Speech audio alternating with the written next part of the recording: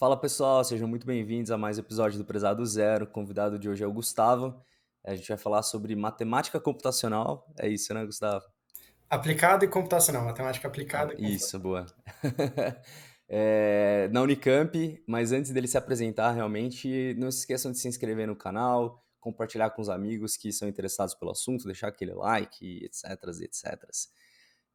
Bom, Gustavo, antes de mais nada, muito obrigado por aceitar o convite aí, de compartilhar um pouco da tua experiência. Se pudesse apresentar um pouquinho para a galera, por favor. Claro.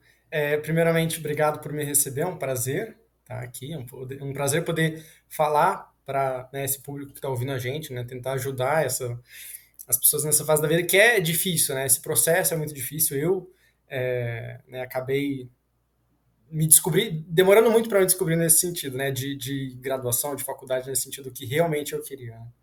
Né? Então é bem interessante, estou bem feliz de estar aqui. Mas, Bom, quem sou eu? Eu sou o Gustavo, mas todo mundo me chama de Google, então é, é, geralmente pode ficar à vontade para me referir, para se referir a mim como Guga. Eu sou matemático aplicado e computacional, formado na Unicamp. Hoje eu não atuo na área, mas querendo ou não, vocês vão ver ao longo do episódio que atuar na área é uma coisa muito rara para matemático aplicado. E eu sou Hoje eu trabalho na área de educação, né? Eu faço parte de um programa de trainee, atuando muito como gerente de produto, digamos. E acabou que foi na faculdade que eu digamos, realmente me descobri como pessoa, como profissional, como cidadão. Foi a pessoa que eu sou hoje em todo esse contexto é muito diferente da pessoa que eu era na situação de vocês que estão assistindo.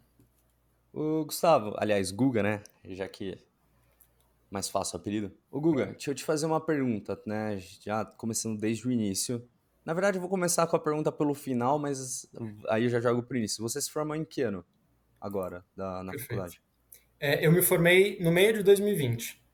Meio de 2020. Tá, Eu tá. entrei em Ah, 2016, recente, fiquei tá. 4 anos e meio, formei no meio da quarentena, né? Tá. E como que você chegou em matemática aplicada Nossa, eu já me embananei de novo. Aplicada Matemática e aplicada aí. computacional. Tá, beleza. É Como que um você cargo. decidiu. Pô, assim, porque eu vejo a galera falar, sei lá, quero matemática, mas como que você foi parar em matemática aplicada e computacional? Perfeito. Acabou sendo um caminho um pouco surpreendente para mim, porque eu comecei a me interessar por matemática, eu comecei a falar que eu queria ser um matemático aos 10 anos de idade. Eu fazia Caraca, que novo. eu tinha uma relação muito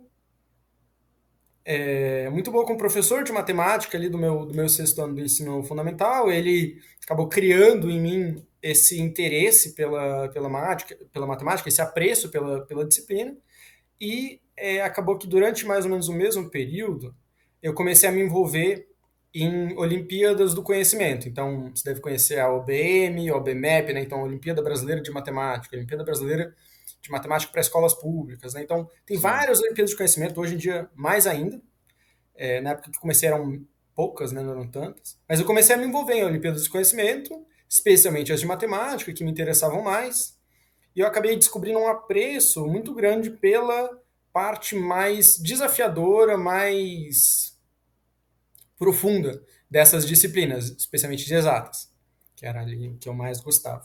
Nesse sentido, eu fui me desenvolvendo, eu fui ganhando cada vez mais gosto, me aprofundando nas Olimpíadas de Matemática, ganhando cada vez mais gosto pela matéria. Então, estudando sobre casos anteriores de matemáticos famosos, a história de vida deles, como que eles descobriram certas demonstrações interessantes e curiosas, por exemplo. Então, assim, desde muito cedo que eu fui me desenvolvendo, me interessando por isso. Então, Uhum. foi muito óbvio na minha cabeça que eu falei, eu vou ser um matemático, na época eu falava puro, vou ser um matemático puro, trabalhando no INPA, né, Instituto de Matemática Pura Aplicada lá no Rio de Janeiro, doutor, vou trabalhar, né, com pesquisa, meu trabalho vai ser pesquisa. Esse era a minha Isso ideia com e que foi idade? isso eu tinha, assim, eu fui maturando essa ideia, Aham. digamos, dos 10 aos 17 anos, mais ou menos. Tá. 10 eu estava começando a me interessar pelas Olimpíadas de Matemática, aos 17 eu já falava, vou ser um Aham. matemático puro, trabalhando no IMPA daqui a, sei lá, 10 anos. E aí eu, nesse processo, já estava muito claro e muito óbvio que eu ia fazer matemática, o período todo. A questão é, entrei querendo matemática pura, saí fazendo matemática aplicada, né? Eu tive essa grande mudança, quebrando os paradigmas que eu tinha, assim, do que era o meu futuro de Uhum. pesquisador, né? Essa mudança, né, quando eu falei que foi meio surpreendente, foi nesse sentido, assim, de que hoje eu não me vejo nunca trabalhando em pesquisa. Tá. Nunca. Nunca na minha vida. E também nem Mas, com matemática pura. mas essa mudança foi no na hora do vestibular ou você presta o mesmo. Os dois são o mesmo curso? Como que é isso? Porque realmente eu faço zero ideia de como que é esse universo tão específico das exatas. Eu acabei. Eu troquei durante o primeiro ou segundo ano de faculdade. Você com certeza já deve ter Tá. ouvido muito nesse canal que você só descobre o que realmente é aquela matéria quando você entra na faculdade. O que você É. acha que é matemática no ensino médio não é matemática. O que você acha que é física no ensino médio não é física. Esse tipo de coisa. Então foi só quando eu realmente descobri o que é a matemática de verdade que eu falei, cara, isso aqui não é para mim. Né, a matemática Uhum. pura. Assim. Aí a matemática aplicada era mais assim, como uma porta de entrada para o mercado de trabalho corporativo, né, de empresa mesmo. Entendi. Mas assim, Era a eu parte não acabei. acadêmica, talvez? O não acadêmico, exatamente. Entendi. Exatamente. Não necessariamente empresa, né? Existem outros ramos Uhum. de atuação, né?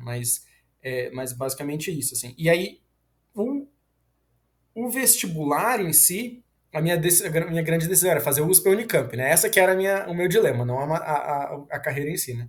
Mas estando na Unicamp, né, no episódio 38, o Gabriel chegou a comentar, né, o que é o cursão, né, o curso 51 da Unicamp, que ele Uhum. é, digamos, um aglomerado ali de vários cursos de exatas, então, física, matemática pura, matemática aplicada, tem engenharia física, tem vários cursos ali dentro, que você entra para é uma porta de entrada em comum para esses vários cursos, acho que são 9 cursos, e depois de um ano e meio você escolhe para onde você quer ir. Qual que é o curso que você quer realmente se formar. Então foi durante esse um ano e meio em que eu vi o que era cada disciplina e escolhi matemática aplicada. Foi nesse processo, assim, essa Entendi. descoberta. Ah, você não chegou a ter que fazer uma transferência necessariamente, né? Você tava no Não, cursão e aí. não. Entendi. Também nem seria muito difícil, porque o cursão ele é bem flexível nesse sentido, né? Mas acabei não Uhum. precisando. Eu já entrei direto na matemática aplicada. Tá. E. Meu, eu tenho uma pergunta, na verdade, até antes da gente entrar como é a organização da faculdade mesmo. Mas ali, por exemplo, no vestibular, como que, pô, você tá concorrendo por um curso que é, tipo, uma habilidade muito específica que tem no vestibular e, tipo, você tá disputando com os maiores crânios de matemática, porque a galera realmente quer matemática, né? É um curso muito concorrido nisso. Como que é essa distribuição? Ou pelo menos como era, né? Não é concorrido porque eu concordo com essa visão, assim, de que para matemática, quem quer matemática pura desde pequenininho, não no meu caso, né, mas assim, Uhum, é, geralmente é aquela galera número um da escola, da rede de ensino ali, é a galera que realmente quer aprofundar e ama aquilo de entrar no detalhe da matemática ali. Então, realmente, provavelmente as notas de corte ali faria sentido se fossem né, altas por causa desse motivo. Mas como o cursão ele é uma porta de entrada para vários cursos, e matemática aplicada, por exemplo, não tem muita demanda, né, as pessoas acabam descobrindo o que é matemática aplicada só depois, porque elas não viram esse vídeo do seu canal, isso acaba regulando. Então, a nota de corte do cursão, na minha época, ela era baixíssima. Hoje ela está um pouco maior por causa da engenharia física, mas o curso em si ele não é muito concorrido, né? Esse cursão. E aí, estando ali dentro, não tem muito limite de vaga. Assim, você entra se você quiser matemática aplicada, acaba sendo uma das maiores saídas ali dentro do cursão, né? uhum. Acaba entrando bastante gente para aplicado. E, pô, a partir do momento que você entrou na faculdade, né, uma outra dúvida que vem, justamente, assim, eu imagino isso muito com a galera já de medicina, porque o ego dos mediciners é uma coisa absurda, né? Mas pra galera que tá ali em matemática e que, na verdade, não só matemática, né, no cursão como um todo, mas são é, pequenos crânios de áreas muito específicas ali, como que faz pra. Pô, imagino que quase todo mundo tenha praticamente gabaritado matemática no vestibular. Como que é pra. Como que é a gestão de egos ali logo no início? Porque, pô, eu já vi isso acontecendo na prática, que a galera acha que passou ali no vestibular e acha que é Deus do mundo, né? Até aí, o que você falou, conhecer o que é a verdadeira matemática, mas como que é esse ego da galera logo no comecinho? Eu acho que, primeiro de tudo, tem uma frase que é muito falada na Unicamp, não sei nas outras faculdades, que é vestibular não seleciona. É uma frase um pouco, assim, Hum, aprofundando nela, é no sentido assim, de que as habilidades e competências e conhecimentos que você precisa para passar no vestibular não são as habilidades, conhecimentos e competências que você precisa para viver em sociedade, para sair da faculdade, né? Se formar na faculdade é outra coisa, né? Outros conjuntos de habilidades. Então, Totalmente diferente. é totalmente diferente. Então, assim, acaba que muita gente entra com ego muito alto. No cursão, pelo menos, tem muito isso. Assim, como geralmente, como eu comentei, né? Para física, matemática pura, a galera que se interessa nisso, geralmente, muitas vezes, são assim, os top 10 ali da escola ou da turma, isso acaba criando viés de amostragem, né? Um viés de amostragem que traz essas pessoas com ego um pouco mais inflado para dentro da faculdade. Mas isso geralmente acaba sendo corrigido assim no primeiro ano, mais ou menos, porque isso aconteceu comigo, né? Você entrar, você, pô, vai muito bem no vestibular, sabia um monte de, né, matemática e tudo mais, aí você chega se achando o bambambam bam, bam em cálculo um. E aí você vai lá, primeira prova, sei lá, você tira Toma, puta 5, piaba. 3. Então, assim, acaba que a própria faculdade vai corrigindo um pouco essa questão do ego. Mas, assim, até o final, no final da graduação, até ainda tem um pessoal que ainda tem um pouco essa soberba de achar que é melhor do que os outros só porque tem um CR mais alto. CR, no caso, é a nota média do curso, né? Então, tem Uhum. um CR mais alto, ou porque, pô, gabaritou aquela prova. Então, isso tem, mas menos do que quando entra, e acaba que isso fica um pouco mais centralizado nos cursos, por exemplo, que trazem esse tipo né, que tem um pouco mais de viés nesse tipo de pessoa, né? Então aí matemática pura e física mais nesse sentido. Então no caso do cursão é mais isso, né? Entendi. E, meu, só pra eu também não ter certeza que eu não tô pensando merda. É o mesmo cursão do que o Gabriel fez. É Exatamente. exatamente a mesma Curso galera, tá? 51, O que que vem nesse. Eu esqueci, mas o que que vem nesse balde aí de gente? eu tô. Sei lá, por cima, não precisa. É Bom, então matemática, física? matemática aplicada, física, física médica, física biomédica, é, engenharia física. Acho que tem Ah, duas tá. vertentes de engenharia física, inclusive. Dos que eu lembro é isso. Aí talvez tenha tido alguma mudança nesse sentido. Então, na minha época tinha uma licenciatura, acho que em matemática, que estava dentro também, acho que saiu. Então, mas assim, esse core, se não me engano, ainda se mantém. Tá? E seria legal até quem está assistindo depois entrar no site da Conversa, no site da Unicamp e ver exatamente os cursos. Mas é Uhum. mais esse grupo de cursos, né, de áreas. Tá, massa. E aí, por exemplo, se eu não me falha a memória também do cursão, passado o primeiro ano, primeiro ou segundo ano, né? Aí vocês vão pra área que vocês escolheram, é isso? Exato, depois de 3 semestres. Às vezes mais, se Tá. você pega, né, DP em Um alguma ADP matéria e ali. tudo mais, mas geralmente terceiro semestre. E assim, tem muita gente que toma muito pau aí nesses primeiros 3 semestres? Muito. Muito, muito, muito, Caraca. muito, muito. Eu não quero botar medo. Eu não quero botar medo em quem está assistindo, assim. Mas Sim, sim. matemática e física são disciplinas muito, muito, muito difíceis. Quando você entra na faculdade, tem um fator de complicação que são os professores, que às vezes complicam mais, dificultam mais do que É, precisava, mas assim, são disciplinas que quando você entra no nível de ensino superior são muito, muito difíceis. E não é difícil assim no sentido de que sei lá, você vai fazer uma prova, pô, tem uma lista tem 10 questões, cada questão com 10 itens, aí você precisa fazer um monte de conta. Não é. Você entra às vezes numa prova, são 2 questões e você tem 2 horas para resolver 2 questões, sem item. E, você não, Porque são e 2 horas questões. é pouco. E falta tempo. É. E a galera, né, tira, sei lá, 3, 4, 5. Então, assim, é difícil. São disciplinas. Assim, quando você entra em níveis de ensino superior para matemática e física, são disciplinas muito difíceis. Então, muita gente acaba pegando no mínimo uma dependência ali no primeiro, né, digamos, nos primeiros 2 anos.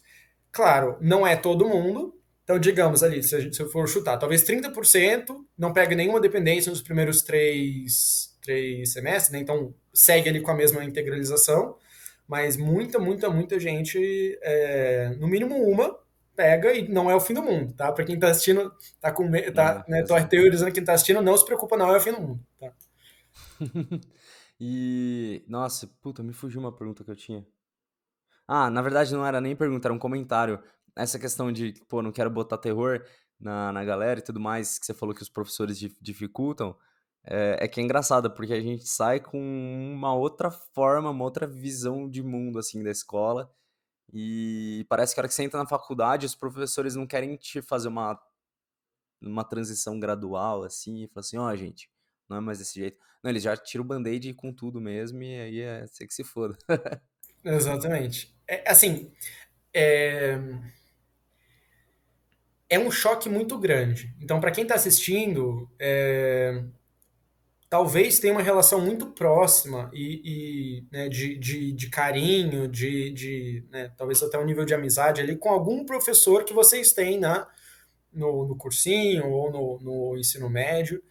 Dificilmente isso acontece. Muito dificilmente isso acontece na faculdade. Eu tenho alguns professores que eu criei uma relação assim de amizade, realmente próxima, assim, né, alguns professores que eu tenho um carinho muito grande, mas isso é mais para o final da graduação que você já está assim centrado em você mesmo, que você já está acostumado com o ritmo da faculdade, você já aprende a não olhar muito para os professores que não te agregam, sabe? Não dá muita atenção para eles e você realmente Uhum. focar ali nos que você mais gosta. Então, às vezes eles estão oferecendo uma disciplina a mais ou eletiva e tudo mais, você vai fazer porque você sabe que o professor é bom, você tem um carinho por ele. Então, acaba que mais pro final da faculdade você vai tendo isso. Mas pro início é um choque muito grande e é o que você falou, eles não estão nem aí para te desenvolver ali como pessoa, eles estão ali para dar a aula deles, para bater cartão, né, dar ali o conteúdo que eles precisam dar e acabou, adeus, assim.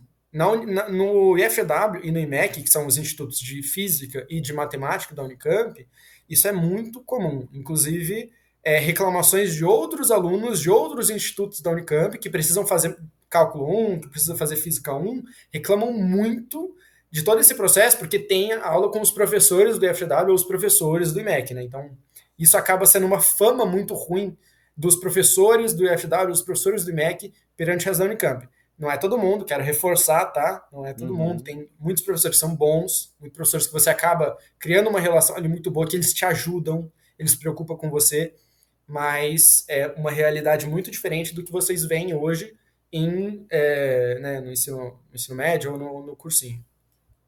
Bom, é interessante isso que você falou. Os outros cursos de. Vai, eu vou falar exatas, mas tem alguns cursos talvez são meio ali para humanas que às vezes tem parte de um cálculo ou outro. Mas os cursos de exatas, eles fazem os cálculos no Instituto de Matemática? Física? Achei Na que tivesse algum Unicamp geralmente é professor. assim. Não, na Unicamp geralmente é assim. A disciplina ela é do instituto. Então, se é uma disciplina de matemática, Ah, quem dá é o Instituto de Matemática. Se é que uma da disciplina de hora. física, quem dá é o Instituto de Física. Tem algumas exceções, mas no geral é assim. Então, por Pô, que isso que. interessante isso. Então, o que faz sentido? Se você parar para pensar, faz Sim, é o sentido. cara Não que tem faz sentido propriedade você. no assunto, né? Exatamente. Se você tivesse professores, pensando aqui o mundo ideal, em que todos os professores adoram dar aula, ou no mínimo, fazem uma aula de muita qualidade, faria sentido com que você centralizasse. Pô, o cara que é muito bom em cálculo 1, ou os três, né, 3 ou 4 pessoas ali que são muito boas em dar cálculo 1, vamos deixar elas dando cálculo 1 para a universidade inteira. manter esse nível de qualidade. Em vez de você alocar um professor ali, por exemplo, dentro da biologia, que precisa dar cálculo 1, enfim, é um cálculo ali para biologia, por exemplo, que às vezes pode não passar da maneira que esse professor ideal do IMEC, por exemplo, passaria.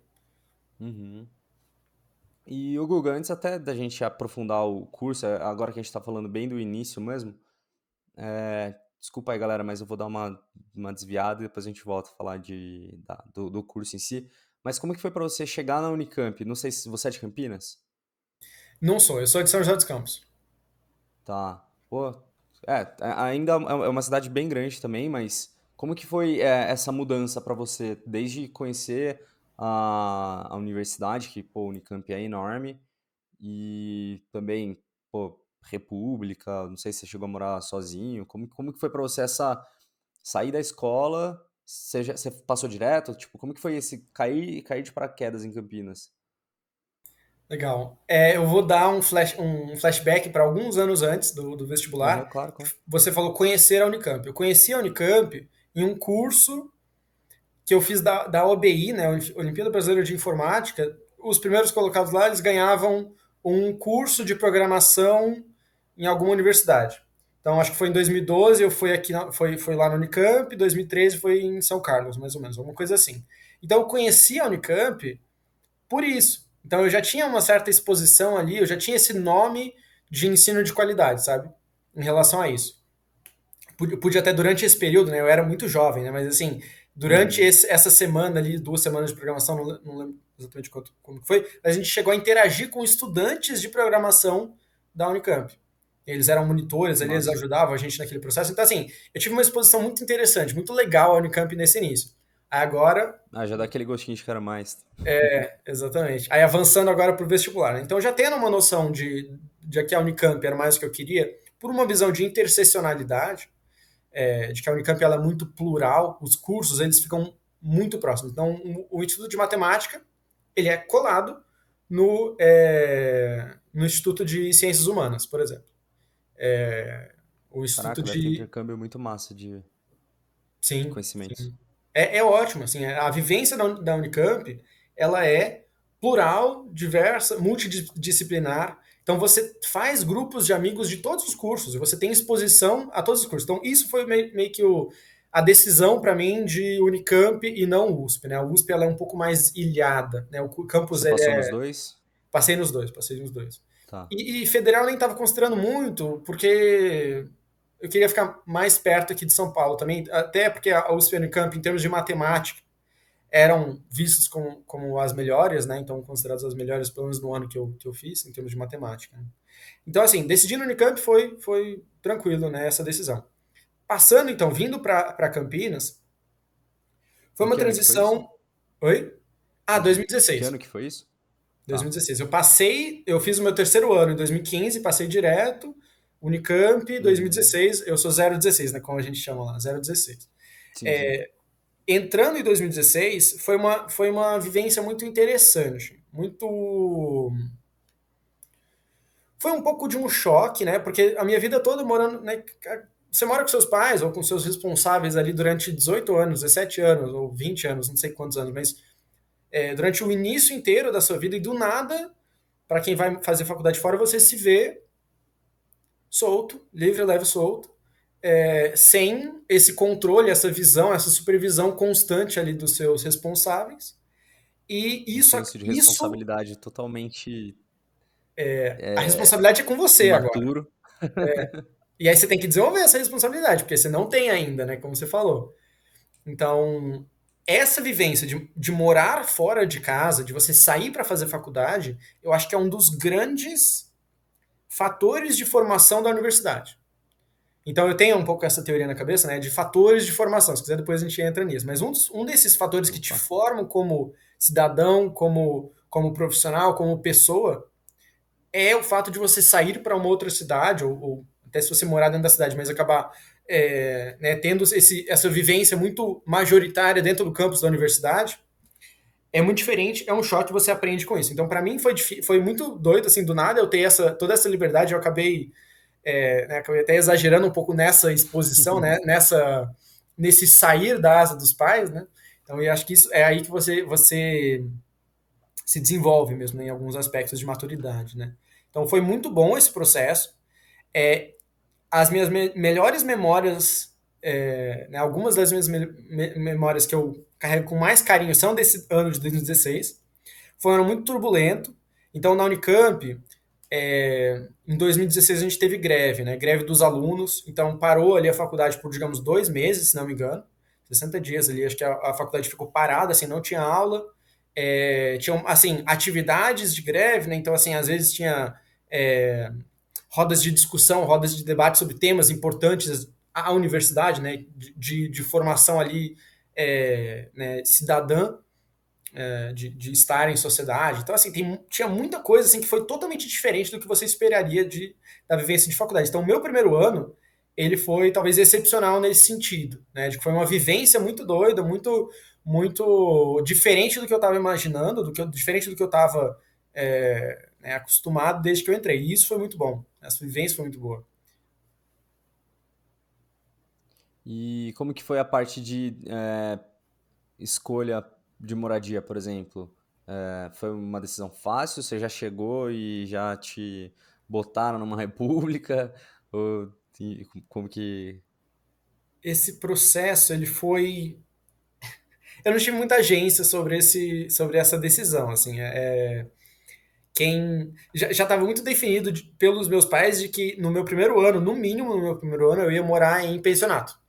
Porque acaba Tá, que, não sendo república e tendo alguém que é responsável, digamos, um adulto ali, quer dizer, às vezes você é o adulto, né? Mas assim, tendo ali uma pessoa mais velha né, que é responsável por cuidar daquele pensionato, né, é dona daquela casa, ela faz uhum, toda a organização, você acaba tendo um nível de supervisão maior por conta disso, do que uma república, por exemplo, ou uma kitnet, e aí nesse sentido tem um pouco mais de controle pelos pais. Então, nesse sentido, para também eu não exagerar demais nessa liberdade do primeiro ano, acabou que eu entrei num pensionato nesse primeiro ano, e assim, eu fui para a Unicamp, peguei ali um dia, assim, acho que um dia em dezembro, um dia em janeiro, fui com os meus pais para Campinas, perto, né, ali nos arredores da Unicamp, e a gente foi vendo vários pensionatos que tinham lá, a minha mãe tinha uma lista, assim, a gente foi vendo um por um, acabou que a gente escolheu alguns, né, viu o custo-benefício e tudo mais, e escolhemos um, então até tive um pouco de voz nessa decisão de qual pensionato. Mas assim, foi mais esse processo. A República foi mais de 17 até eu me formar, né? 2017 até eu me formar ah, foi que massa. esse processo de República. Aí você escolheu mudar, foi isso? Eu escolhi mudar. O pensionato que a gente Então, até morava, se você quiser falar dos prós e contras de morar em rap, em pensionato, você que viveu esses dois mundos aí. show. Cara, eu vou anotar, assim, porque eu tendo a esquecer, às vezes, algumas partes da pergunta. Às vezes, quando eu tenho 3, 4 partes, eu esqueço. Aí eu anotei aqui, prós e contras. Essa decisão de sair de um pensionato e ir para uma república se deu principalmente por em termos de preço. Então a gente morava em um pensionato, ele era um pensionato muito, muito, muito grande. Era uma casa que era uma república anteriormente, né? Então Uhum. acabava que era bem grande. Então a gente morava em 21 pessoas, eu acho, 22 pessoas na casa, nesse pensionato. O dono, ele quis subir o aluguel, né? Ele já tinha feito algumas reformas na casa que a gente, como casa, a gente desaprovou, né? A gente não gostou muito das reformas que ele fez, né? Pensando em tentar aumentar um pouco ali do dinheiro que ele estava tirando da casa. Então, a gente já estava um pouco insatisfeito com esse processo. Ele quis aumentar mais ainda o aluguel. A gente falou, cara, não vai rolar. Vamos para uma república. Hoje a gente já atua muito de forma auto, né, suficiente, né? Então a gente acabava que era quase uma república sem ser uma república. Então a gente falou, vamos Uhum. formalizar, vamos pegar aqui, alugar uma casa e montar uma república. A gente procurou várias casas. Os mesmos 20. Os mesmos É, 20. nem todos os 20 Tá. quiseram sair. Digamos, Uhum. 12 quiseram, 13, não sei. Uma boa parte da galera quis sair, metade mais ou menos. A gente foi, procurou uma casa que desse para todo mundo, então a gente conseguiu uma casa ali de 12, 13 vagas, né, que a gente conseguia colocar quarto duplo, quarto triplo, fazer uma organização assim. Uhum. E a gente acabou conseguindo uma casa perto da Unicamp, então repúblicas elas tendem a ser mais próximas dos muros da universidade, isso ajuda muito na vivência universitária. E esse processo de escolha de casa foi difícil. Você acaba tendo que visitar muita casa, falar com a imobiliária, liga para várias, ver. Enfim, é um pouco trabalhoso nesse sentido, mas assim, é muito recompensador. A gente montou a nossa própria república do zero, comprou um móvel. Às vezes uma pessoa tinha um sofá, outra pessoa tinha um abajur, aí você já montava as partes da sala, assim, comprava só o que faltava, comprava TV. Então, assim, a vivência de montar uma república interessante e viver em uma república também é muito interessante. Aí a gente entra nos prós e contras.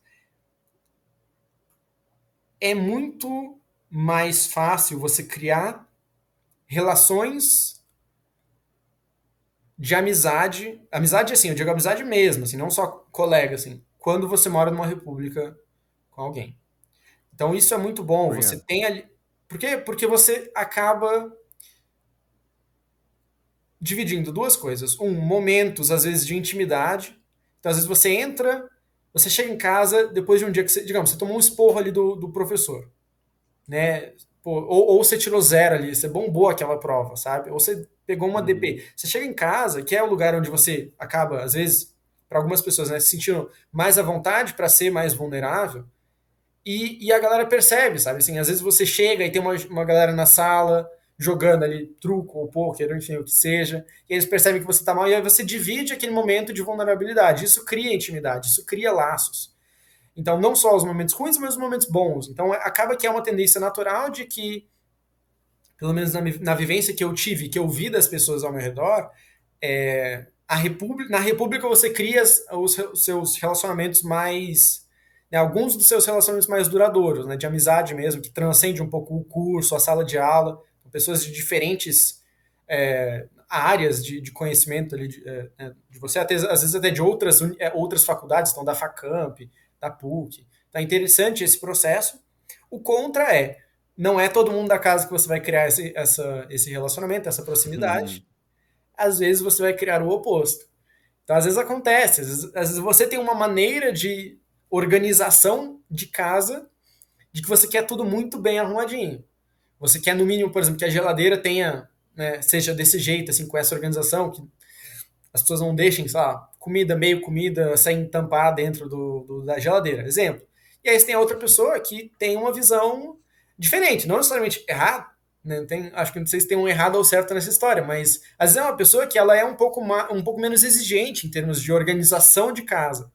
E aí, às vezes, essas pessoas acabam não se bicando dentro da casa, acaba tendo atrito nesse sentido, se você não cuida dessa relação entre as pessoas, essa mediação entre esses problemas de casa, você acaba tendo alguns atritos e algumas pessoas, às vezes isso acaba levando pessoas a saírem da casa, seja você, seja outras pessoas. Então tem um pouco esse Uhum. contra. O outro contra repúblicas geralmente vão ser bem menos arrumadas, organizadas, bem cuidadas do que kitnets, que aí você faz o que, né, se organiza do jeito que você quiser, se você estiver morando sozinho, né? Ou pensionatos, que aí tem uma regra da casa, da pessoa que é dona daquela casa que organiza aquele pensionato. Então, se você é do tipo de pessoa que quer uma organização de casa bem mais meticulosa, aí esse contra às vezes pode pesar um pouco nesse sentido. Mas Isso eu aqui. gostei muito. Eu gostei muito. Acho interessante que você teve a oportunidade, né, de conhecer os dois. Não vou falar os dois principais, mas pelo menos dois diferentes aí. Uhum. E tinha muita gente da matemática que morava com você, ou era. Como que era a, sei lá, Sim. divisão ali da galera, mais ou menos? Sim, tinha. Se não me engano, era o curso que mais tinha gente mais tinha gente, né, estudando aquele curso dentro da casa. Então, assim, acho que a gente estava em 13 pessoas. Se não me engano, 5 ou 6 eram da matemática, eram do cursão de alguma forma, mas acho que a maior parte acho que Ah, da acabou hora. indo para matemática. Então vocês se Então, eu acho que ajudavam bastante ali, pelo menos. sim, sim. Cara, quando era pré-prova, o escritório, a gente tinha um escritóriozinho ali dentro, era todo mundo ali sentado, assim, ó, com o energético do lado, assim, 3 da manhã fazendo exercício. E aí se ajudando, cara, como que é isso aqui? Isso é muito legal. Você morar com pessoas do mesmo curso que você, pelo menos algumas pessoas, traz uma vivência diferente. O meu melhor amigo até hoje, a pessoa que eu considero talvez mais próxima de mim, que fez matemática aplicada também, morava, assim, primeiro, ele estudou junto comigo no ensino médio aqui em São José dos Campos. A gente era colega, não amigo, mas a gente entrou junto na faculdade, morou no Que da hora. mesmo pensionato e morou na mesma república o E tempo aí todo. tretaram na República, brincadeira. É, aí separou, foi cada um Foi para o um lado. caso de inimizade que ele tava falando, gente, foi isso, zoeira. Então, assim, essa experiência, essa vivência de você morar com pelo menos algumas pessoas do mesmo curso que você, da mesma sala, fazendo as mesmas provas, pô, é muito interessante, é muito legal. Vocês se ajudam muito e isso ajuda as suas notas, tá? Nossa, Recomendo, exato. recomendo. Nossa, eu acho que esse assim, eu não tive, na verdade, não é que eu não tive oportunidade, eu não, eu, eu era agregado de uma república porque eu já não, eu sou muito bom em procrastinar. Então, na república sempre tem alguém fazendo alguma outra coisa que não é o que você precisa fazer. Eu com certeza estaria com aquela pessoa, mesmo tendo pessoas da minha sala estudando. Mas eu acho que não faz tanto sentido vendo de fora você ir para uma república que não tenham pessoas do seu curso. Porque você vai passar muito tempo com essas pessoas. Então, se tiver alguém ali que você se apegue de alguma forma, e que. Beleza, não pode ser não precisa ser seu melhor amigo, mas vocês vão se ajudar na hora de estudar, eu acho que faz uma diferença absurda ali no, na extra sala. E aí, Ah, às vezes uma coisa até que o. você vira Virar. melhor amigo por causa disso. Exato, é. Até uma coisa que o Gabriel comentou no outro episódio, e até perguntando se isso aconteceu com você. Ele falou que estudava muito no bar, que ele ia pro bar falar de física com a galera. Vocês iam pro bar falar de matemática? Sim, sim, isso é uma coisa que eu sinto falta até hoje. Hoje em Como dia, assim? não, é que Vocês assim, iam fazer lá Pitágoras? Zero. como que a gente vai dividir a pizza, né? Não, é calcular a conta, dividir a conta. Não, assim, não era só no bar, né? Assim, eu não ia tanto para bar porque eu não bebo, mas eu Uhum, também gostava um pouco de qualquer ambiente que os meus amigos estavam, eu estava também. Então, bar às vezes da era hora. acontecia, mas assim, qualquer lugar em que juntava em um momento ali mais de lazer as pessoas ali do curso de matemática e física, que era o meu círculo, mais o meu círculo, né? A gente brisava numas coisas assim muito doidas de matemática e física e de vida. Pensando realmente assim, tipo, pô, cara, como que faz sentido você. Um exemplo, assim, mas assim, como que uma reta é um conjunto infinito de pontos se pontos eles são né, infinitesimalmente pequenos, né? Como que você vai colocar um do lado do outro e isso vai formar uma coisa conectada? Isso não faz sentido. É esse tipo de brisa, assim, de matemática, sabe? Às vezes a gente ia discutir isso mais pro final, quando eu ficava mais com a galera da matemática aplicada. Que aí a gente né, já começa a ter um padrão em comum, que era assim, modelar problema. Muito da matemática aplicada, e aí depois se quiser a gente pode até entrar no que é a matemática Sim, aplicada, sim, profissional e tudo por mais, favor. mas assim, tem uma pegada muito de modelagem. Então, às vezes surgiu um problema. Alguém estava, digamos, lendo ali notícia no jornal e falava, sei lá, 60% das pessoas que Tomaram a segunda andam. dose da vacina, tem tosse pro lado direito. Sei É, lá. exemplo. Boa, exemplo. Eu tava tentando pensar uma coisa realmente aleatória e você conseguiu, muito bom. É, e aí a gente pegava isso, alguém falava isso em voz alta, e aí outra pessoa falava, não, cara, mas não faz sentido, porque a relação de causalidade, ela deveria ser assim daqui para cá, né? Porque a setinha de implicação e tudo mais, pô, mas a gente pode fazer uma dupla implicação aqui, e a gente começava a montar, tipo, às vezes, Isso no bar.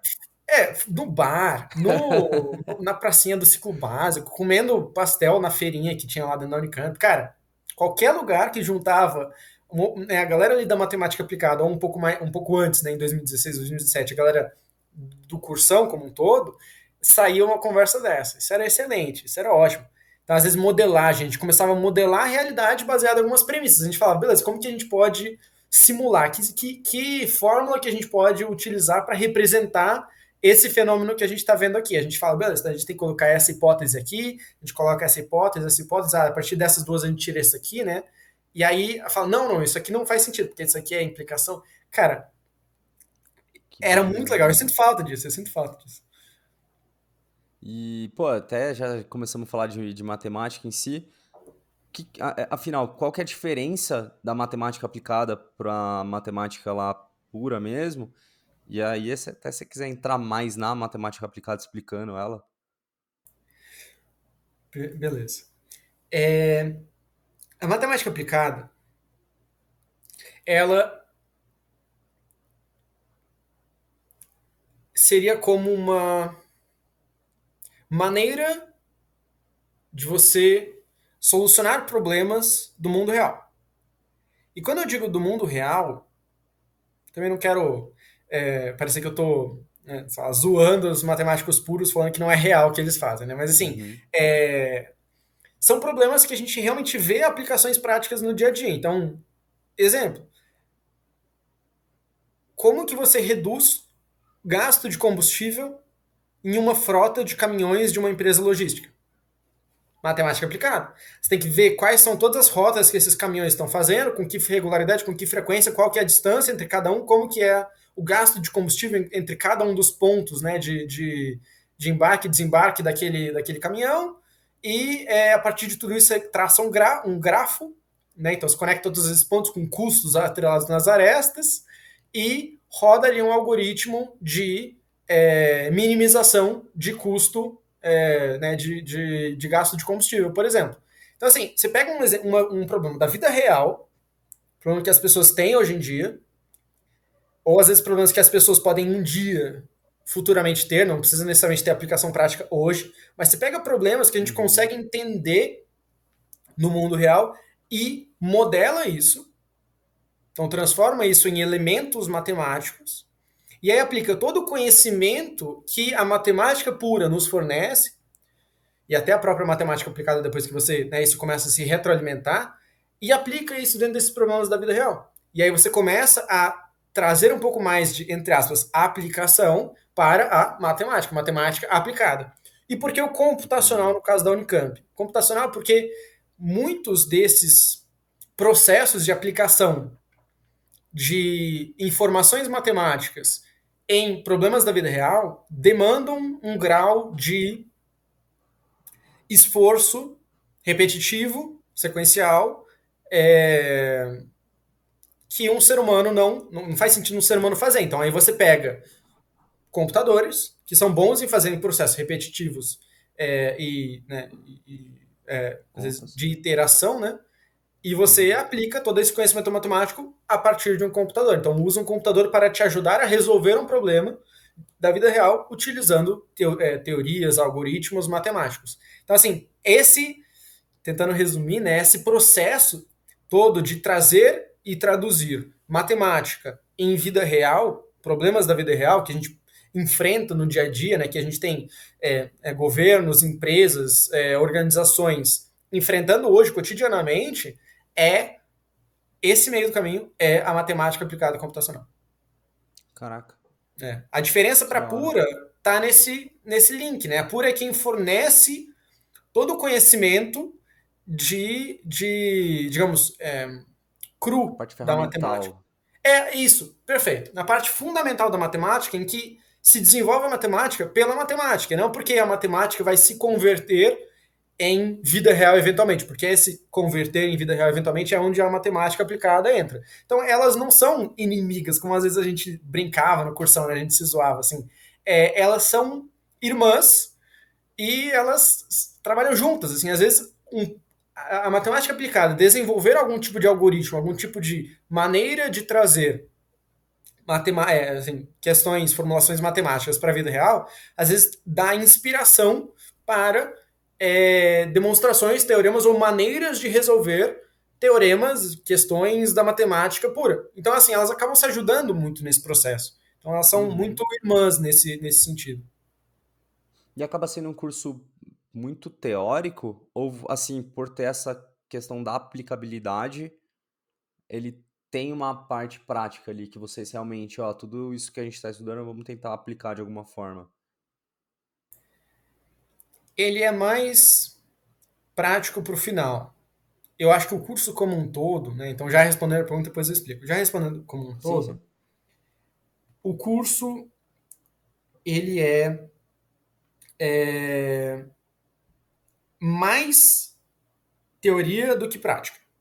Na Unicamp, pelo menos, esse curso ele é mais teoria do que prática. Poderia ter mais prática, eu tenho até a impressão de que desde que eu entrei, desde que eu me formei, isso está mudando. A impressão que eu tenho hoje, do que eu vejo dos catálogos de 2022 e das discussões o pessoal da matemática aplicada está tendo com o Instituto de Matemática, é de levar isso mais para o lado de prática mesmo. Trazer, por exemplo, empresas ali né, que trabalham com isso para discursar, dar palestra dentro do ambiente da faculdade para mostrar o que a teoria está sendo feita, né, como você traduz essa teoria em prática, por exemplo. Então, como um todo, o curso como um todo, eu acho que ele ainda estava mais teoria e menos prática. Hoje acho que ele está, talvez esteja meio a meio, não sei, algo nesse sentido. Mas no geral, você acaba tendo muito mais teoria no início e mais prática no final, porque você precisa construir as bases para poder aplicar isso depois. Eu acho que todo curso vai ser meio assim. Todo curso não, vai. Mas assim, muitos cursos de exatas vão ser assim. Você só vai Mas realmente acaba começar a ver sendo. aplicar. Oi? Desculpa, terminei. Não, você ssó realmente vai começar a ter aplicação pro final. Especialmente no cursão, porque no cursão você não tem nem muita escolha de ver Aham. uma disciplina base de matemática aplicada no primeiro semestre. Você só vai ver disciplinas de matemática aplicada a partir do quarto semestre, por exemplo, ou quinto. Uhum. Mas assim, acaba sendo um curso bem denso no começo, então. O cursão, como um todo, ele é muito denso no começo. Ele é E a muito carga denso no horária é começo. muito alta? Não, a carga horária é baixa. Por exemplo, o curso de Do matemática curso em aplicada geral até computacional mesmo. é. Porque isso as pessoas, às vezes, elas acabam interpretando errado, assim, quando elas olham o currículo do cursão, né, dos cursos do cursão.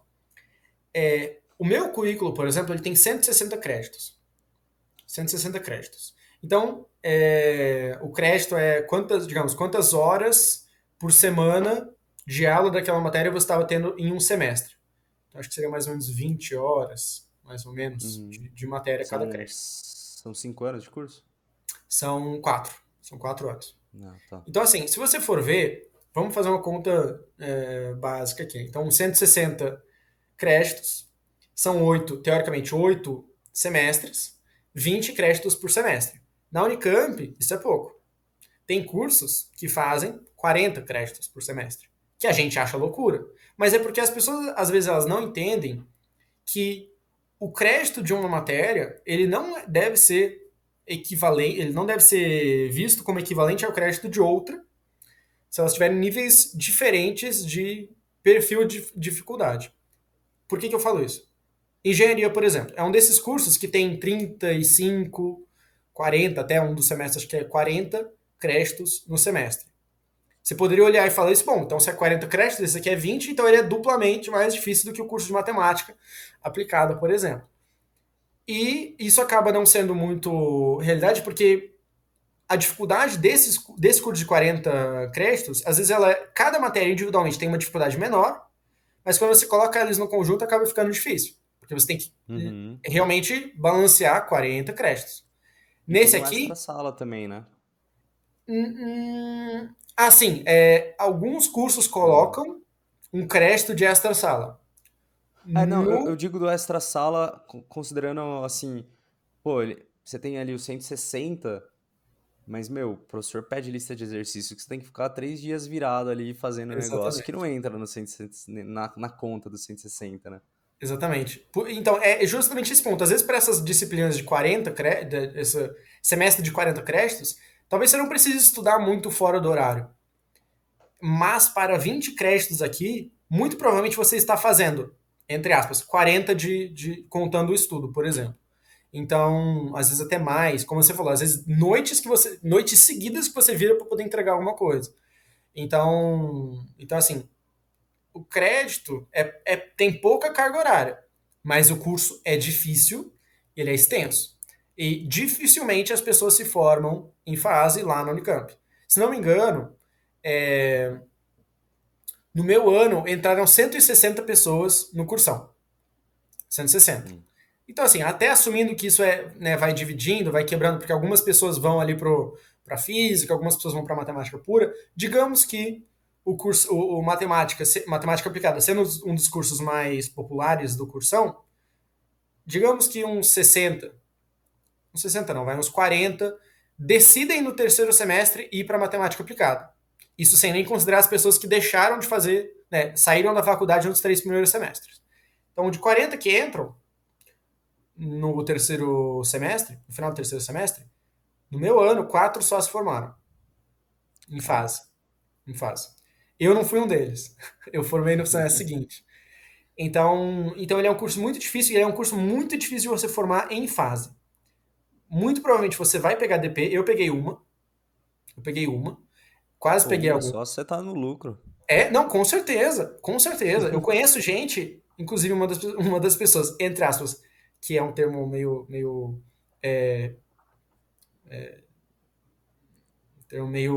ruim de usar, mas assim, uma das pessoas mais bem-sucedidas que eu conheço, tinha mais crédito de DP do que de matéria feita.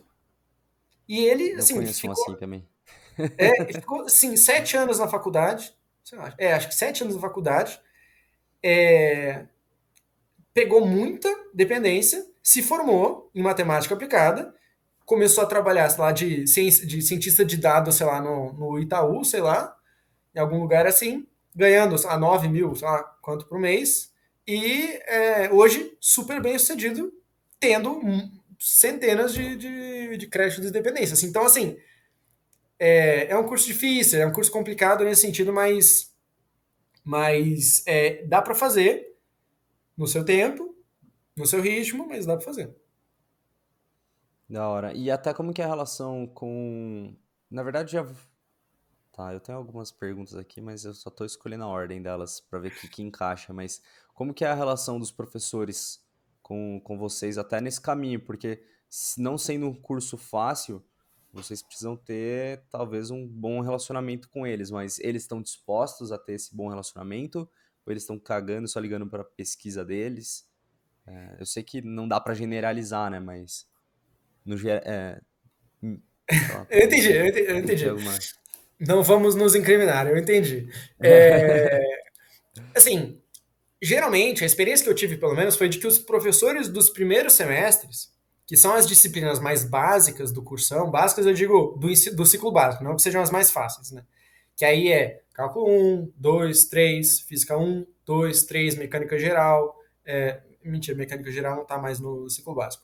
Mas, assim, essas disciplinas do início do cursão, geralmente são disciplinas padrão, assim, que sei lá, tem 20 professores, não sei quanto, mas assim, 20 professores que dão cálculo 1, todos ao mesmo tempo, no início do semestre, e eles não estão nem aí. Né? No primeiro semestre não estão nem aí, vão dando, porque assim, todo ano aquela mesma coisa, dá sala cheia para um monte de gente, muitas vezes veteranos ali que já bombaram 2, 3 vezes, né, estão ali fazendo, às vezes podem nem ligar mais, assim, tá só querendo assinar a lista de presença e ir embora, assim, então são professores que às vezes eles acabam não ligando muito para você, como aluno, não quero generalizar também, mas assim, isso é o que às vezes acontece. No final da graduação, você começa a ver professores que dão aquela disciplina, não porque ela é padrão do instituto e alguém tem que dar, tipo cálculo 1. São professores que pesquisam aquilo. São professores que fazem aquilo como paixão deles, assim, como área de pesquisa e ensino deles. Então aí você vê professores que gostam do que eles estão falando, e isso facilita para eles gostarem das Pô, pessoas para quem eles estão falando. Então, no final da graduação, você começa a ter professores. No final, eu digo assim, da metade para frente. Você começa a ter professores que realmente, mais professores que se importam com você, que realmente querem que você aprenda cada detalhe dele, porque ele sabe aquele detalhe e ele quer passar aquilo para você. Ele vai lá te explicar 10 vezes para você pegar aquilo. Então, às vezes pode parecer assustador no começo, mas você vai acabar filtrando um pouco isso. Assim, nas primeiras professores que você já sabe que são meio não estão nem aí para você, você acaba deixando para lá, assim, sabe? Você vai, faz a disciplina, entrega, passa, né? Tira lá 10 na matéria para poder ficar feliz. E aí, enfim, aí quando chega as matérias de professores que você sabe que são legais, e você geralmente vai saber se são legais ou não, com antecedência, porque os alunos veteranos vão falar para você, né, geralmente é o que acontece. Aí você chega naquela aula realmente com vontade de aprender, com vontade de interagir com aquele professor, e eles vão cuidar de você. Então, acho que tem esses dois momentos de graduação. Tem professores bons nos primeiros momentos, eu tive os meus professores bons nos primeiros momentos, e tem professores não tão bons no segundo momento. E, né, linkado com os professores e as matérias, que tipo de matéria vocês acabam tendo assim? É óbvio, não precisa até se aprofundar nelas, porque imagino até que entre num tecniquez aí, mas, tipo, como que é a distribuição passado, cursão, do que vocês veem ali? E até já montando, traçando, na verdade, essa pergunta para, tipo, quais são as habilidades depois do matemático aplicado, né, para, sei lá, mercado de trabalho, seja ele acadêmico ou não. Beleza. Então, matérias. Eu não vou, como você falou, não vou entrar muito no tecniquez, mas no início, ó, vou dar um exemplo. São disciplinas de fundação, né? Você monta ali a fundação porque você precisa dar os fundamentos, que é cálculo um, cálculo 2, cálculo 3 no cursão, né? Cursão não, assim, Tá, deixa eu falar primeiro as disciplinas do curso 51, e aí, porque vocês vão ver que é bem diferente. Cálculo 1, cálculo Uhum. 2, cálculo 3, física 1, física 2, física 3. E aí, quando a gente fala de 1, 2 e 3, não é necessariamente uma evolução, às vezes são áreas diferentes. Então, física 1 é mecânica, mecânica newtoniana, digamos. Física 2, se não me engano, seria acho que fluxos, não lembro Fluidos, mais ou exatamente. menos. Física 3 acho que é eletromagnetismo. Cálculo 1, aí é cálculo, entre aspas, simples, né, que a gente fala de uma variável. Aí cálculo 2 você já entra em cálculos multivariáveis.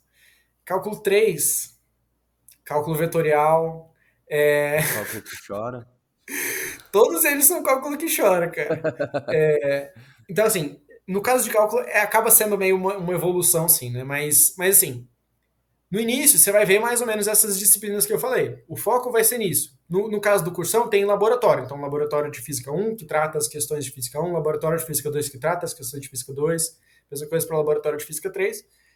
Que aí é legal, porque você coloca na prática o que você está vendo. Você aprende a fazer relatório, que é um saco, mas é muito bom para a vida assim, como ser humano, assim, sabe? Como viver em sociedade, você conseguir organizar suas ideias dentro de um fluxo estruturado, padronizado, cara, é excelente, assim, mas assim, difícil. Difícil não, mas assim, é difícil de aturar os lábios, né? Mas enfim, É um tem. saco, né? É um saco, cara, é um saco. Mas enfim, cálculo um, quer dizer, cálculo, física e lab. São disciplinas, assim, base do cursão. Você sai do cursão, aí eu posso dizer para matemática aplicada, né? Você começa a entrar nas disciplinas que aí você começa a realmente sentir um pouco mais. A gente usava esse termo, um pouco mais de tesão pela matéria que você tá vendo, sabe? Que você realmente começa a se interessar e falar, caraca, isso sim Hum. que é matemática aplicada, por exemplo, assim, ou Por isso isso aqui que eu que entrei na é. faculdade, né? Tipo, isso. A gente começa a ver, por exemplo, programação, né? Começa a evoluir um pouco em termos de programação também. É, Então, assim, não é demais programação, mas você acaba tendo um pouco isso na faculdade, então, que é programação meio bruta, assim mesmo, de linguagem de programação mesmo, um e 2. Você acaba vendo também disciplinas de matemática que são bem interessantes, que você acaba tendo um pouco de matemática pura também, porque como você falou, quer dizer, como eu falei, a matemática aplicada ela faz o link do mundo real com a matemática pura. Então acaba você tem que entender um pouco dos dois mundos para poder transitar entre eles, né? Então a gente acaba tendo algumas disciplinas de matemática pura, que é fenomenal. As que a gente tem, que é no caso análise real, e algumas outras, mas assim, é muito legal. É muito legal para quem gosta de matemática, que é mais ou menos o perfil de quem entra para um curso de matemática, né? Você acaba vendo um nível de formalismo e de demonstração de teorema, e às vezes umas demonstrações que são assim fora da caixa, que você fala, como que o cara pensou nisso? Ou às vezes umas demonstrações que não são óbvias, ou digamos que são óbvias, aí você chega para entender a resolução e você fala, caraca, isso não é óbvio, que complicado. Aí no final, depois você entende e você fala, caraca, isso realmente é óbvio. Então, assim, é legal, assim, você acaba tendo umas disciplinas de matemática pura, e você depois tem, né, depois não, mas em paralelo com essas outras que eu comentei, depois de sair do cursão, você acaba entrando realmente nas de matemática aplicada. Exemplo, probabilidade 1 e 2, que aí você pode até ter um pouco de estatística, né? Você tem muito espaço na Unicamp, que é uma coisa que eu acho fenomenal no curso de matemática aplicada, que você tem muito espaço para eletiva. Um quarto da sua grade, então no caso quase 40 créditos dos 160, Pô, pode, bastante. você pode escolher com eletivas, no caso a maior parte dentro do mundo de física e matemática, né? Então dentro do IFW, dentro do Uhum. IMEC, mais nesse mundo. Mas assim, muita eletiva. E aí isso é outro ponto que eu acho fenomenal do curso de matemática aplicada da Unicamp, que é essa flexibilidade para você montar a sua grade com o que te interessa. Você pode colocar disciplinas de estatística, que te ajudam muito a traduzir o mundo real para modelos matemáticos, por exemplo, você fazer os dados que você tem fazendo sentido, né, terem algum rigor científico. Você tem acesso, né, você no caso, no curso, acho que na grade, eu não sei se é obrigatório, mas dentre as eletivas que você pode escolher, que eu recomendo muito, você acaba tendo um pouco de abertura para o mundo de programação, como que é? Programação não linear, que basicamente ele pega maneiras de você resolver problemas com computadores e aplica isso para o mundo da matemática aplicada. Então, assim, ele é bem a essência do que a gente está discutindo em termos do link digamos, de elementos matemáticos com o mundo real. Então, você vai ter uma disciplina que literalmente te fala, beleza, como que você minimiza um problema logístico. Aí, você vai fazer então assim, você vai pegar isso aqui, modela desse jeito, pega isso aqui, usa essas variáveis, vai ter uma fórmula desse jeito, aí você aplica esse algoritmo e aí sai a resposta. Se não tiver resposta é porque a situação é desse jeito, você tem que aplicar desse outro jeito. Então, isso, no caso, programação linear, programação não linear, que é literalmente usar computadores, algoritmos de computadores, e aí não estou falando de programar, escrever programas de computador, e sim pensamento de algoritmo de programação para Uhum. resolver problemas de matemática, de otimização, minimização, maximização. Então, aí que você começa a entrar realmente no mundo da matemática aplicada. Tem muita coisa assim, interessante, legal assim de matemática aplicada assim, para descobrir, né? Para ver na faculdade. Pô, parece ser um puto universo infinito, assim, de possibilidades. Sim. Mas é até trazendo disso, já que a gente estava falando de mundo real mesmo, saindo dessa parte teórica do curso, como que isso vem para o mundo prático? Tanto em pesquisas quanto carreiras, até se você quiser comentar um pouco com que você trabalha hoje, enfim. Ou colegas, né, também. Uhum. Beleza. Bom, então vamos falar em termos de habilidades. Habilidades Uhum. que um matemático aplicado desenvolve na faculdade, no curso de matemática aplicada, né? Primeiro, modelagem. Isso é extremamente útil no mundo real, não só para você, entre aspas, montar modelos matemáticos de resolução de uma questão, mas assim, você converter coisas subjetivas, impressões, visões de mundo, visões de problemas, em uma sequência encadeada de ações que você precisa tomar para resolver aquele problema. Ou, por exemplo, você olha para um problema que ele é muito, muito, muito complicado, que ele tem, assim, 50 graus de dimensões de variação, por exemplo. Você tem 50 variáveis que você precisa definir para poder prever corretamente o comportamento daquele fenômeno, por exemplo. Então, população de um tipo específico de animal, por exemplo. Você precisa de muita variável. Mas um matemático aplicado, ele não precisa necessariamente só pegar, beleza, então são essas variáveis, então deixa eu montar uma fórmula que modela isso. Não, você pega e fala, beleza, esse é o mundo real. Como que eu posso transformar esse mundo real um pouco mais próximo de coisas que eu sei resolver eficientemente? Então você fala, eu preciso realmente de 50? Se eu fizer essa e essa hipóteses, né? Se eu levar esses dois itens como hipóteses, que são hipóteses razoáveis, eu posso cortar de 50 para 5. E aí um modelo matemático que eu conseguiria escrever no Python em 5 minutos resolve esse problema para mim.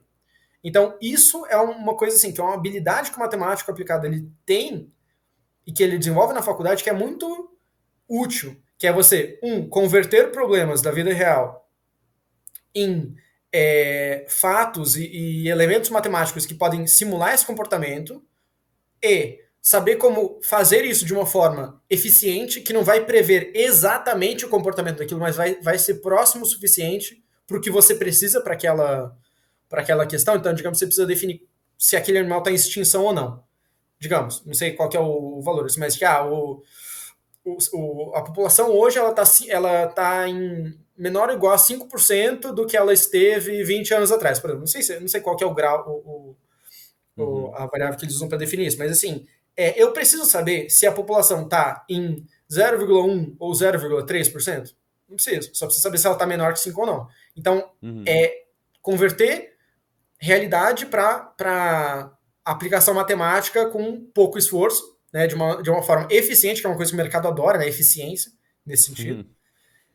Então, como ser eficiente nesse sentido e problem solving skills, né? Então, que é habilidade para resolver problema. Isso, matemática aplicada, ele passa a faculdade inteira resolvendo problema. E não é só problema de questão de prova, assim, sabe? Ou de lista de exercícios. Às vezes é problema de vida, de que você tem um problema que eu vou bombar essa matéria. Aí você tem que listar todos os passos que você precisa fazer para converter essa situação em não bombear essa matéria.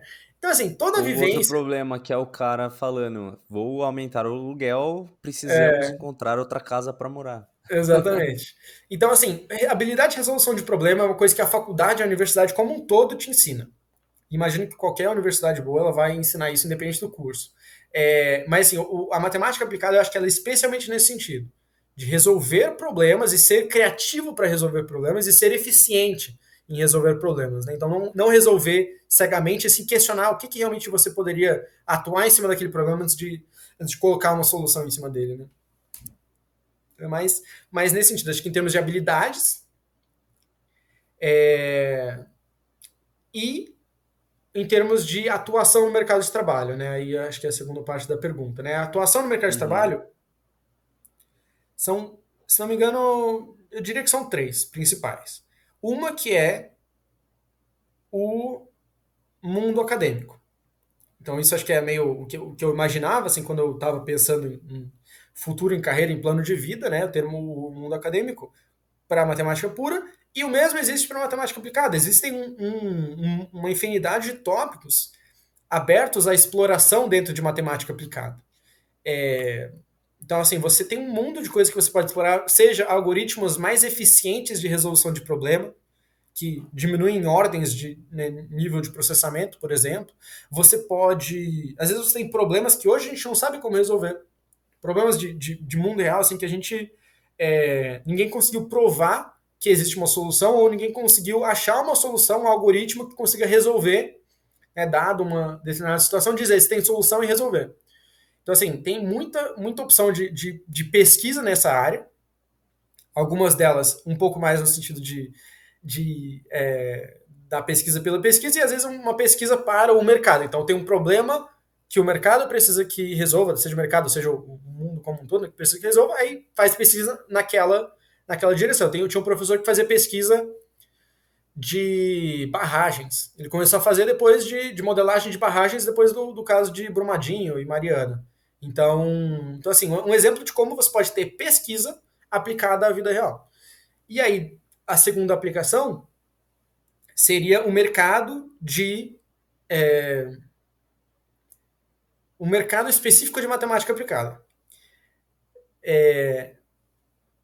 É um nicho de mercado, dificilmente para empresas que fazem otimização de processos, de ferramentas, de fluxos de produção, dificilmente essas empresas vão contratar pessoas que não são matemáticas aplicadas para fazer o trabalho de minimização, maximização, otimização de processos. Então é um nicho de mercado, mas que assim, só tem matemática aplicada.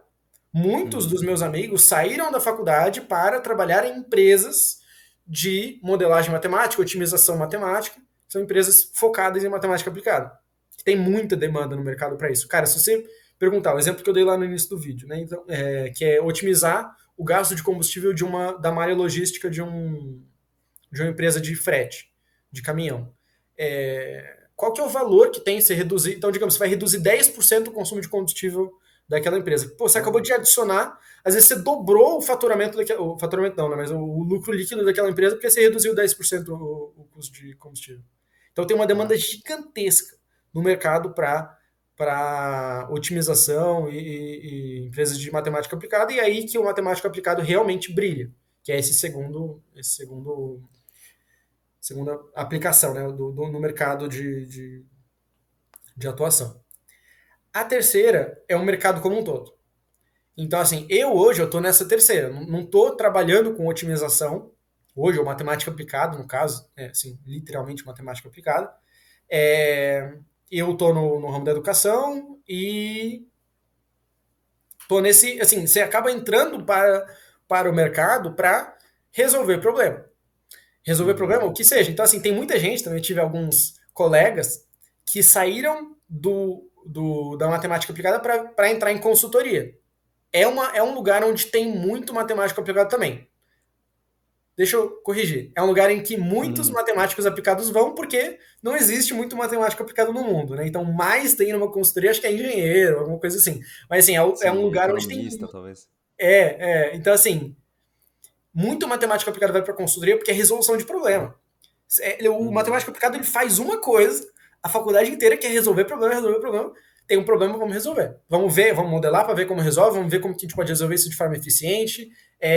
O problema, como que a gente pode. Beleza, resolvemos, mas é a resolução que é a melhor resolução, por exemplo, é a melhor solução? Tem uma solução mais otimizada? Então, cara, consultoria adora isso também. Adora isso. Tem muita gente que sai do curso, especificamente da Unicamp, que pega a parte um pouco de computacional, que vai para Isso que eu ia empresas de perguntar. computação. Porque eu falei muito de matemática aplicada, entre aspas, né? Mas é porque na Unicamp isso acaba se fundindo numa coisa só.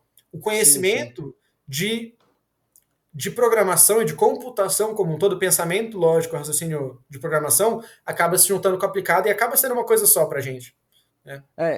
Mas assim, até eu conversei com um pessoal que fez estatística, né, na Unicamp, e eu vejo, de certa forma, uma boa ligação que vocês têm ali, que facilmente vocês podem entrar, eu imagino até que entrem aí, é o exemplo que você deu do teu colega, que vai para Data Science, por exemplo. Muita gente, muita gente. Eu acho que, pensando assim, puramente a disciplina pela disciplina, talvez compense mais entrar em estatística para fazer especificamente ciência de dados. Porque ciência de dados é Uhum. basicamente estatística com computadores, assim, né? Então, assim, tem muito. Tudo bem, tem um processo de ciência ali por trás, né? De formular hipóteses, testar hipóteses, todo um processo assim. É, eu gosto da ideia de ciência de dados, né? Eu gosto do tópico e tudo mais. Uhum. Já fiz um pouco, né? Mas eu acho que a estatística ela acaba puxando um pouco mais para esse lado, porque se eu vou aplicar a ciência de dados, eu preciso primeiro aprender estatística para depois poder aplicar meu conhecimento um pouco mais cru de pensamento computacional, né?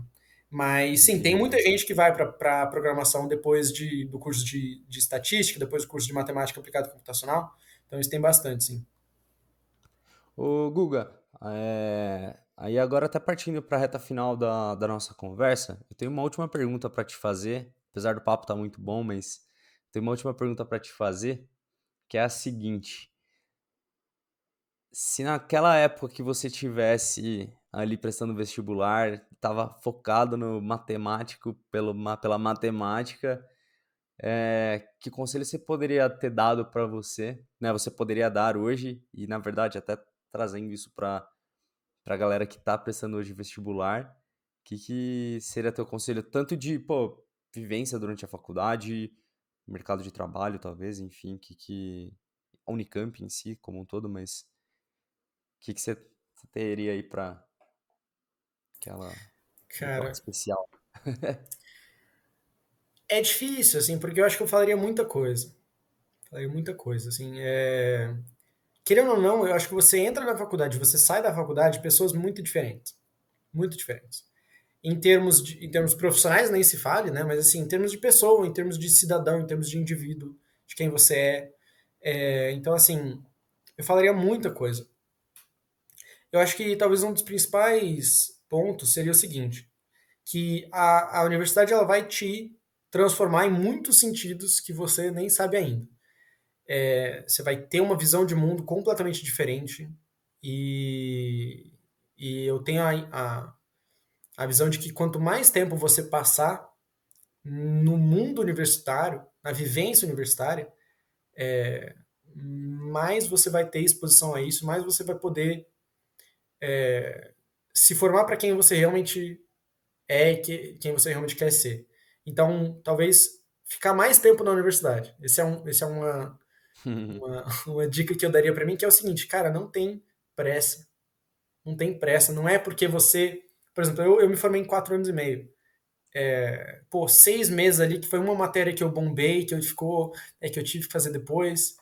Cara, isso não conta, sabe? No mundo corporativo, depois que você teve um emprego, você trabalhou lá 2 anos, sei lá, numa empresa qualquer, assim, fez lá um ano de estágio, e aí entrou na empresa, foi efetivado, ficou lá 6 meses, um ano, nunca ninguém mais vai olhar pro seu histórico escolar, sabe? Elas vão olhar para o que você Olharam pro sabe seu? fazer, pro seu histórico escolar. Não, não vão, Ma- né? Vão mas olhar. olharam pro seu histórico Não, escolar? não, Ah, tá, nunca ufa. que vão. Não, assim, depois que você entra no mundo Ah, corporativo, tá, entendi. então assim, depois que você começa a, a trabalhar mesmo, você vê que a graduação, assim, o quão bem você foi nas disciplinas e tudo mais, não faz muita diferença, sabe? O que faz diferença é quem você é. E quem você tem muita relação com quanto tempo você passa na faculdade se tornando quem você é e se desenvolvendo para ser a pessoa que você quer ser. Então, assim, pega os 4 anos de faculdade e faz virar 6. Faz virar 6. Eu teria facilmente, se eu soubesse hoje, estendido minha graduação, diluído ali as disciplinas, para eu poder me formar em 6 anos, que era o meu prazo de conclusão. Por quê? Cara, eu entrei na faculdade, fiquei, acho que 2 anos e meio, só fazendo matéria. E fazendo matéria assim, não digo só estudando, sabe? Eu vivi muito, eu tive muita vivência universitária. Isso me formou como pessoa. Mas ali eu tive um ano de movimento empresa júnior, que me formou muito profissionalmente, assim, movimento empresa júnior, então recomendo quem for entrar em faculdade que tem empresa júnior, entre no movimento empresa júnior, recomendadíssimo. Eu fiquei um ano só, queria ter ficado mais, mas eu já engatei mais um ano de estágio, que não, um ano de estágio não, 6 meses de estágio. Aí chegou a quarentena, né? A pandemia, eu tive que sair. Fiquei 6 meses para fazer, para fechar a última disciplina, e me formei. Eu podia ter ficado 6 anos na graduação, ter ficado um ano, entre aspas, só estudando, mas só estudando querendo dizer vivendo, tendo a vivência universitária, um ano e meio. Aí entrado no movimento Empresa Júnior, ficado 2 anos, 2 anos e meio, feito estágio no último um ano, por exemplo, nos últimos 6 meses, por exemplo, e aí engatado isso numa carreira, no mercado de trabalho que eu quero ter, assim. Isso assim, carreira entre aspas, né? Assim, a jornada de universidade que eu queria ter tido, que eu recomendaria para mim, se eu pudesse, né, voltar no tempo e falar pro Google lá do passado, assim. Talvez não faça sentido para quem quer o mundo acadêmico, quem tem certeza já hoje e depois do primeiro semestre realmente vê que quer o mundo acadêmico, porque o mundo acadêmico acaba olhando para o seu currículo mais, né? Então, talvez tentar compensar isso fazendo iniciações científicas, né? Ou colocar isso um pouco mais para dentro do histórico escolar, né? Esse currículo. Mas se você já tiver uma noção de que você quer trabalhar em algo que não é a academia, recomendo fortemente diluir a graduação e fazer assim, aproveitar ao máximo a vivência universitária, aproveitar ao máximo a faculdade, tudo que a faculdade tem a oferecer, grupo de capoeira, grupo de robótica, movimento empresa júnior, estágio. Cara, tem tanta coisa. A organização do centro acadêmico, tem tanta coisa que pode, né, que você pode se desenvolver na faculdade. Por que você vai gastar todo esse tempo, essa janela que você tem estudando. Vai se formar como pessoa, não só como matemático aplicado. Cara, pra mim a principal dica que, assim, eu acho que é o principal recado que eu tento dar aqui no podcast, que a faculdade é muito mais do que só faculdade. A gente vai passar o resto da vida trabalhando, então não tem por que ter pressa de se formar. Óbvio, eu entendo que tem, né, realidades e realidades. Tem pessoas que trabalham e precisam se formar, enfim, mas quem tiver a oportunidade, com certeza, é um puta de um conselho, óbvio que não queira o acadêmico, né? Mas, ô Google, eu queria muito te agradecer por ter participado aqui do episódio. Foi muito da hora conhecer um pouco mais sobre matemática aplicada. Acho até que tem uma porrada de coisa ainda que ficou faltando a gente conversar e acho massa que talvez a gente possa trazer um próximo episódio, mais um convidado para poder baterem até mesmo sobre matemática aplicada. Mas te agradecer realmente aí por ter compartilhado um pouco da tua experiência. Espero que vocês tenham gostado, galera. Até antes, não sei se o Guga vai querer falar alguma coisinha, mas não esquece de se inscrever aí no canal se vocês gostaram, de compartilhar com os amigos. E é isso. Perfeito. Queria só agradecer. Gostei muito, né, dessa conversa. Assim, pude, acho que colocar alguns pontos que eu acho super importantes para quem está nessa fase da vida. Né, no mais, realmente, obrigado, Daniel. Obrigado pela oportunidade. Obrigado, Eu que gente. agradeço. Tamo junto. Tchau, tchau, galera. Até o próximo episódio. Valeu, Guga. Até mais.